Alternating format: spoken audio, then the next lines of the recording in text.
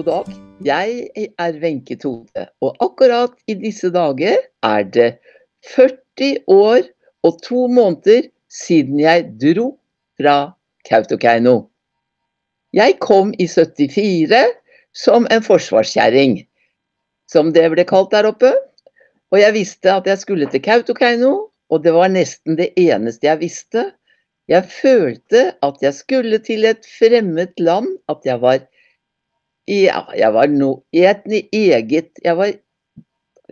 jeg visste ikke hva jeg kom til, for alle mennesker snakket et språk jeg ikke forstod. Den første tiden og det første vi gjorde, det var jo å komme i orden. Det tok litt tid, men handle, det måtte jeg jo. Så mitt første nede var jo på samvirkelaget, og jeg husker ikke hva jeg skulle ha, men jeg var så imponert over hun Proxy som ekspederte meg og sa, hun pratet norsk med meg, og så var det flere med samedrakter som pratet, de pratet hun samisk med, og i neste øyeblikk så kom det jammen igjen en finlender som skulle ha masse hvetemel, og da pratet hun finsk med ham. Jeg var så imponert og tenkte å kunne være sånn simultan på den måten. Jeg hadde vansker med, jeg lærte aldri samisk når jeg var der i 10 år, og hver gang så tenkte jeg på henne, kjære, men det var jo ikke bare henne, det var jo veldig mange, alle som ekspederte, snakket 3 språk. Jeg ble jo etter hvert kjent, jeg var litt skeptisk, og litt sånn, hvem var jeg? Jeg var vant til å være i Holmestrand, i Vestfold, og der visste alle hvem jeg var. Så kom jeg til et nytt sted, tenkte jeg så fri som jeg fordi jeg kjent, blir jeg et annet menneske her oppe. Men det var det ikke så veldig lenge før at jeg fant ut at jeg var nok meg, uansett hvor man landet. Jeg ble jo etter hvert kjent som rundt om som den jobbegale kjerringa oppe i Forsvaret, som ikke var redd for å jobbe, og sa, ja, jeg tar den og den jobben. Jeg skulle egentlig være hjemmehusmor, det hadde jeg aldri vært. Og etter 3 uker så sto den minste, altså Joakim, og trampet i gulvet og sa, mamma, det ingen som vil ha deg til å jobbe her oppe i Norden? Jeg blir gal å ha deg hjemme.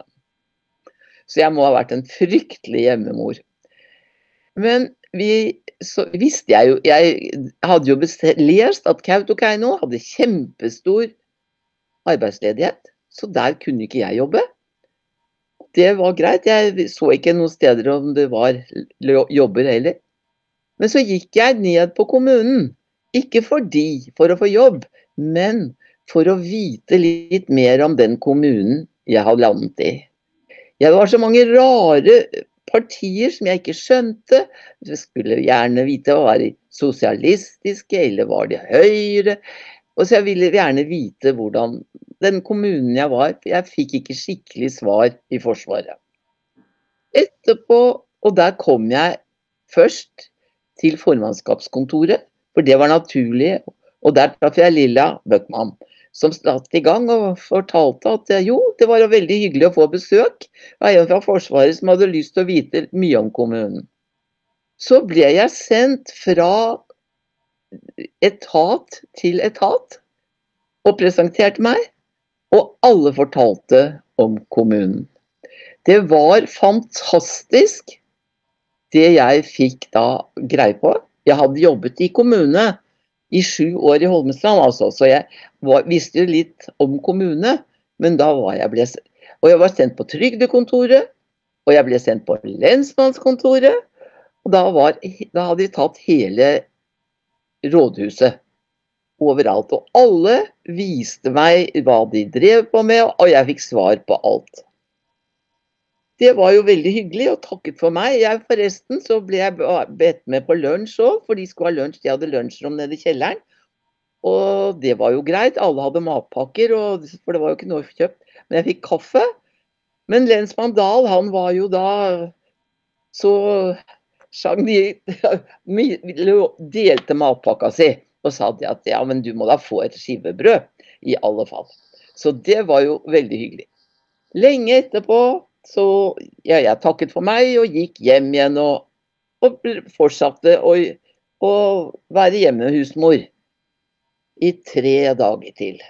Så kom det spørsmål fra formannskapskontoret om jeg kunne tenke meg å jobbe litt grann der nede, i alle fall i 3 uker, for da skulle det komme en ny som skulle jobbe der.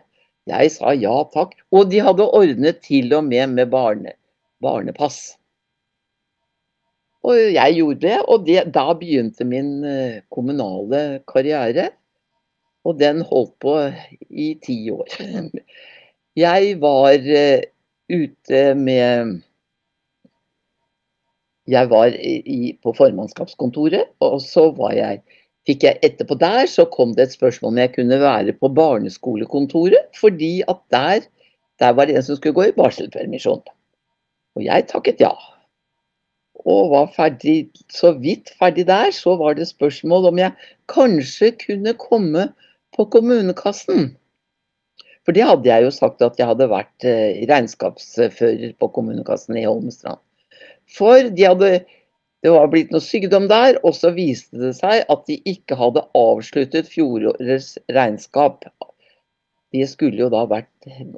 Jo da, jeg tok på meg og ordnet med regnskap, og fant ut at kommunen hadde glemt å spørre om noen penger, både på biblioteket og en del, og alle de stedene som jeg hadde, der kjente jeg folk som jobbet, og ringte til Oslo og sa, jeg beklaget at det så veldig på Kautokeino at vi hadde vært for sent ute med å spørre etter disse pengene. Og nei da, de alle sammen, jo da, det er greit. Jeg fikk i alle fall inn ganske mange penger på løpet av de første ukene.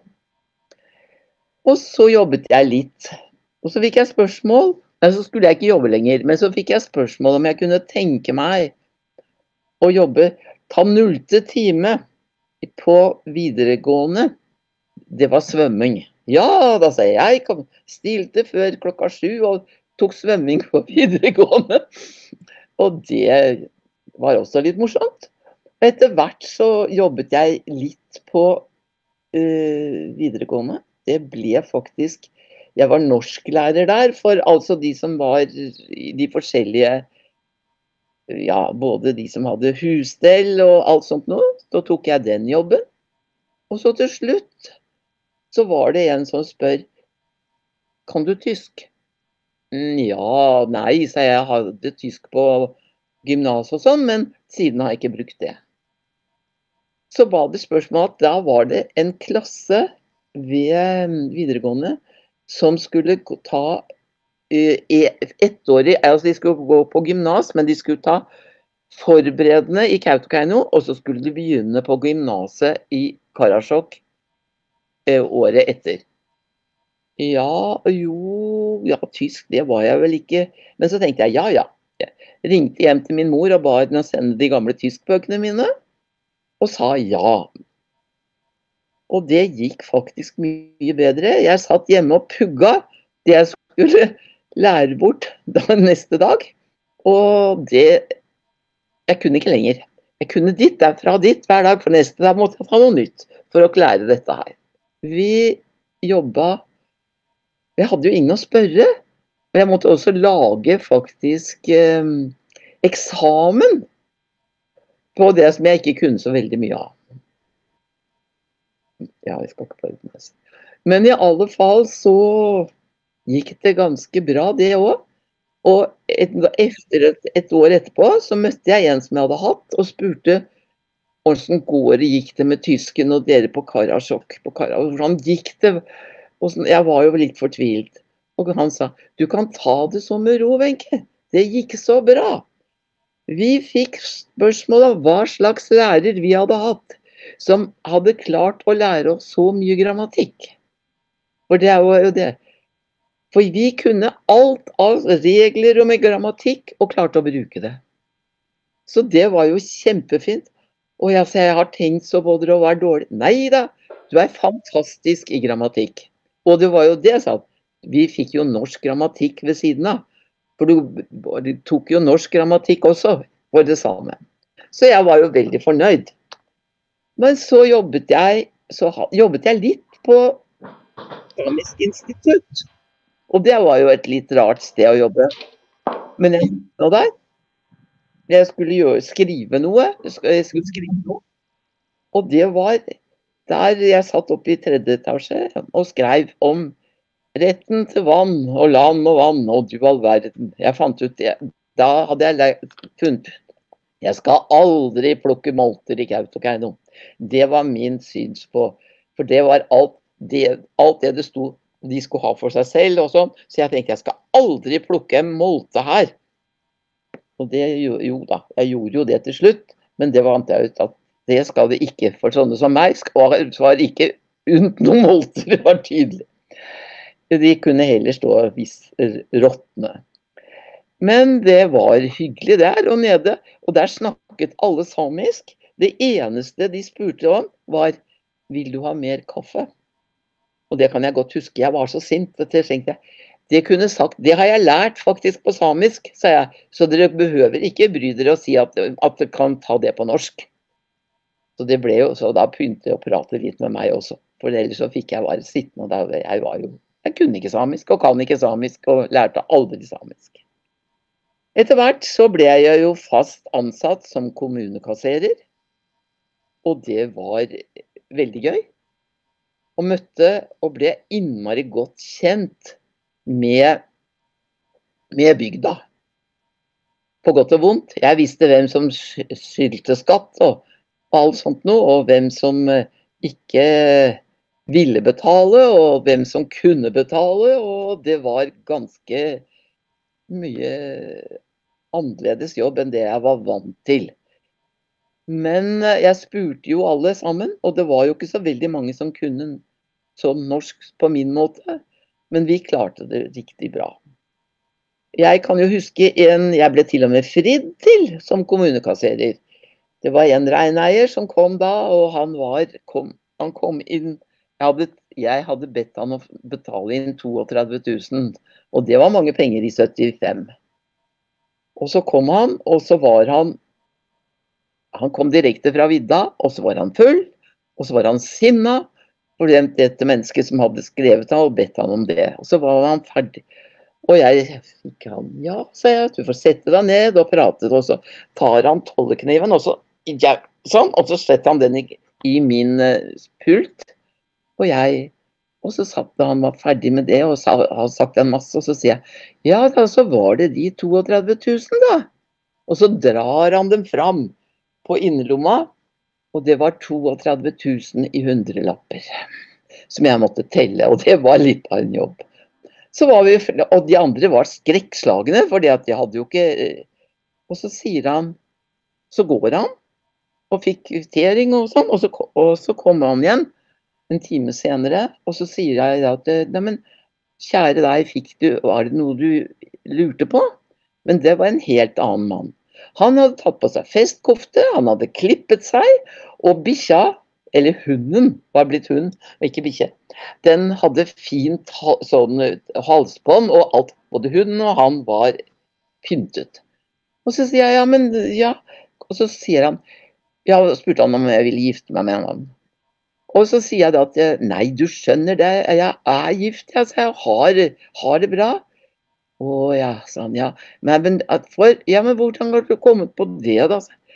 Jo, for et sånt kvinnfolk som ser rett inn i øya, og etter jeg har tatt opp kniv, sa han, og så ser meg rett inn i øya, og så, nå er det pengene. Ikke noe mer, helt rolig, sa han. Sånt grep av kvinnfolk ville jeg ha. Og dette her, ja, så jeg må bare takke, men det ble nå ikke det. Det var mange som synes at det var dumt at jeg var norsk og ikke kunne samisk, for dette var jo i den tiden det var veldig viktig med samiske og sånn, og de som hadde god utdannelse, som jeg visste kunne norsk, de kunne stå utenfor og være veldig vrange, og la være å si at de ikke når ikke jeg kunne norsk, så kunne ikke de svare på det jeg spurte om. Og så sier jeg, nei, det er greit, sa jeg, men jeg skjønner, skal jo hente penger, sa jeg, men da kan ikke du få dem, fordi jeg skjønner ikke hva du skal ha. Og da kom norsken frem. Jeg vet at det var ikke pent å si sånn, men ellers så var det. Så ble jeg veldig godtatt. Det var så hyggelig å være på kemnerkontoret, eller på hele kommunekassa, eller hele kommunen. Jeg synes det var kjempehyggelig, og jeg lærte en masse. Jeg lærte om Kautokeino. Jeg lærte det å være en minoritet i eget land.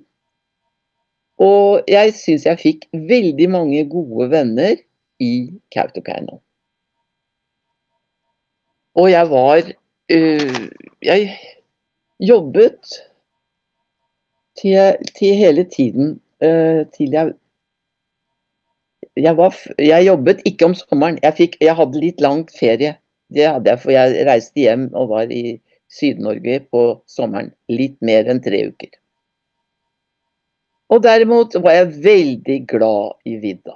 Jeg var kjempeheldig som kunne gå på ski og kose meg, og særlig vårvinteren. Det var når jeg kom hjem fra jobb og hadde lagt middag og sånn, og så kunne jeg ta på meg ski og så gå og se på den himmelen og se på alt. Det var en opplevelse. Særlig vinteren. Det var også om høsten, når vidda var grå, så lærte du deg også å elske den gråheten, for den var så spennende. Og jeg hadde en venninne i Forsvaret også, som var veldig glad i å gå på ski, så vi gikk mange lange turer om kvelden, og løste verdensproblemene. Så jeg må si, i den tiden jeg var i Kautokeino, så lærte jeg å bli veldig, veldig glad i folket, og vidda, og hele Finnmark. Jeg synes jeg hadde det så godt. Jeg følte at, ja, dette var mitt, jeg vet ikke jeg, kanskje jeg hadde følt at jeg hadde levd før, og at jeg da hadde bodd i Kautokeino. Jeg følte meg innmari hjemme der. Men etter hvert så måtte vi jo dra. Når man er i Forsvaret, så skal man jo ikke bli der forever. Så når vi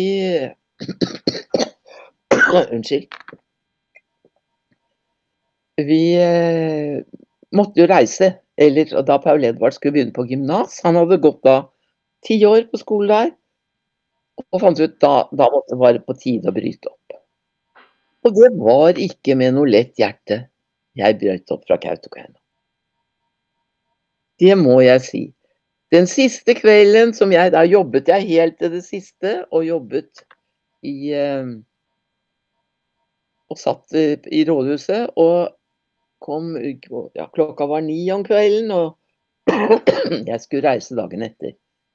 Nøkkelen hadde låst, og nøkkelen skulle jeg legge i postkassen til lensmannen. Jeg var ute ved den store steinen som var der, og så på Kautokeinos rådhus. Det var et innmari stygt rådhus. Men det var mitt rådhus. Jeg sto der og gråt som bare det. Voksen var jeg, for nå var livet mitt slutt. Jeg hadde jobb som var og ventet på meg i Drammen, men likevel. Jeg skulle reise fra Kautokeino. Det var ikke så lett. Men livet går videre, og det gikk bra. Men jeg var vel kanskje ikke så begeistret. Altså, det var ikke så god kirkegjenger, men jeg var i alle fall i kirken hver jul. Og vi hadde alltid julebesøk sydfra. I alle 10 årene. Så jeg gikk på kirke der, og det var fantastisk å komme på kirken annendag jul og se alle de røde luene bakfra. Og kjenne lukta av eim av regn. For pesk hadde de jo fleste på seg, som var våt. Og men det var bare fantastisk. Skolen som jeg var Jeg jobbet også, prøvde også å være litt lærer. Men jeg var jo ikke Jeg kunne jo ikke samisk. Men det var ikke alle elever som trengte samisk. De trengte kanskje bare oppmerksomhet. Og den oppmerksomheten, den fikk de av meg. Men vi dro i 84. Og vi har vært mange ganger tilbake. Siste gang vel for 5 år siden. Og nå kommer vi aldri mer til Kautokeino. Det skjønner jeg jo. Nå vi blitt for gamle, rett og slett. Men tankene mine, de stadig i Kautokeino. Og særlig hvis jeg hører litt fra Kautokeino. Og sånn. Og hvis det noe sånn at jeg synes de snakker noe nedsettende, så sier jeg, sånn det ikke, vi ikke sånn. For da jeg helt Kautokeino-væring, og villig til å slåss for dere alle sammen. Uff da, dette her var det ille at det skulle hoste så vært, men det beklager jeg. Men i alle fall, jeg gleder meg til å høre nytt fra Kautokeino. Og alt som det var.